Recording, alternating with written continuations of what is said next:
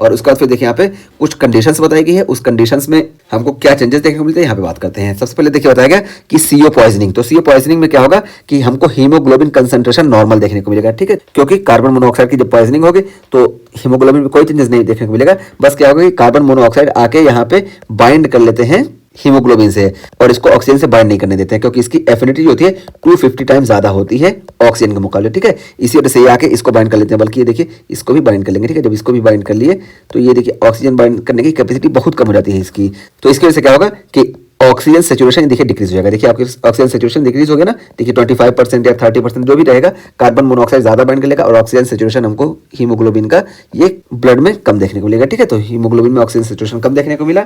और यहाँ पे partial pressure of the oxygen की बात करें तो ये नॉर्मल रहेगा। नॉर्मल क्यों रहेगा हम बताएं, क्योंकि ये जो बाइंड करती है हीमोग्लोबिन से, इससे इसका कोई मतलब नहीं होता है। जो डिजोल्व ऑक्सीजन होती है ये partial pressure of the oxygen के लिए रिस्पॉन्सिबल होती है, इस वजह से partial pressure of the oxygen जो होगा ये नॉर्मल होगा, ठीक है। और देखिए टोटल ऑक्सीजन कंटेंट जो होगा ये कम हो जाएगा, क्योंकि यहाँ पे ये कार्बन मोनोऑक्साइड बाइंड कर ली है, इस वजह से टोटल ऑक्सीजन कंटेंट कम हो जाएगा, क्योंकि हमारी वाली वैल्यू कम हो जाएगी।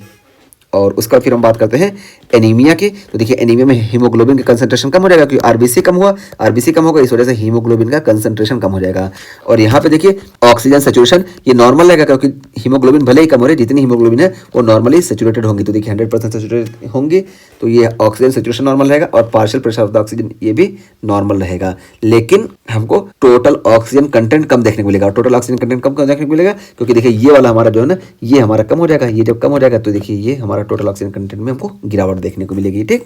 तो ये चीज़ हो गई। और पॉलीसाइथीमिया में हम बात करें तो पॉलीसाइथीमिया में देखिए HB का कंसंट्रेशन ज़्यादा हो जाएगा, भले ही ज़्यादा हो जा रहा है, लेकिन यहाँ पे ये चीज़ नॉर्मल रहेगी, ठीक है। यानी 100% सेचुरेट होगा, 110% थोड़ी हो जाएगा, जितनी इसकी कैपेसिटी उतना ही होगा, तो सेचुरेशन नॉर्मल होगा। Partial pressure of the oxygen ये भी नॉर्मल होगा और टोटल ऑक्सीजन कंटेंट ये ज़्यादा हो जाएगा, क्योंकि यहाँ पे देखिए यही चीज़ ये जो है ये जो 15 था ये इंक्रीज हो जाएगा, पॉलीसाइथीमिया में ज़्यादा हो जाएगा, इस वजह से टोटल ऑक्सीजन कंटेंट ये ज़्यादा हो जाएगा।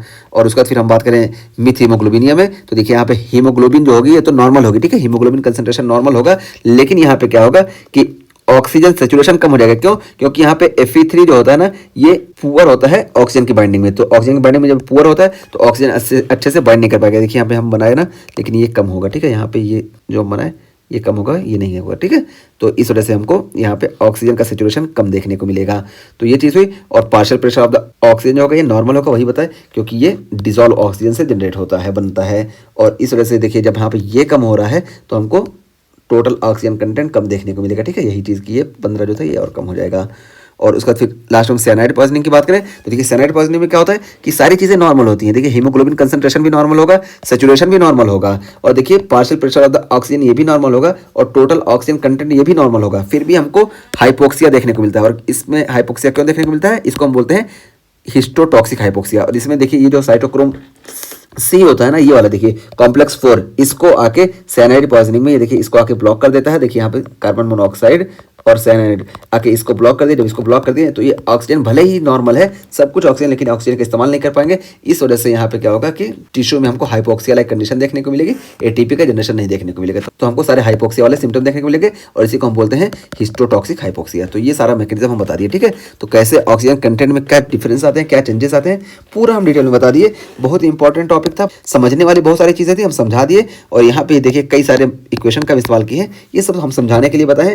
बाकी ऑक्सीजन कंटेंट को निकालने के लिए देखिए हम यहाँ पे बताएं कि हीमोग्लोबिन से जो ऑक्सीजन बाइंड होता है उसको जोड़ना होता है, और प्लाज्मा में जो सॉल्युबल ऑक्सीजन होता है उसको जोड़ना होता है। हीमोग्लोबिन से जो बाइंड होता है तो 1 ग्राम हीमोग्लोबिन से 1.3 ml ऑक्सीजन बाइंड हो सकता है। इस तरीके से इसको हम मल्टीप्लाई कर देंगे, और यहाँ पे जो हमारा सेचुरेशन है ये होता है। तो सेचुरेशन अगर 100% है तो इसको हम मोल मानेंगे, और जितना कम होगी उतना हम पॉइंट में लेके चलेंगे।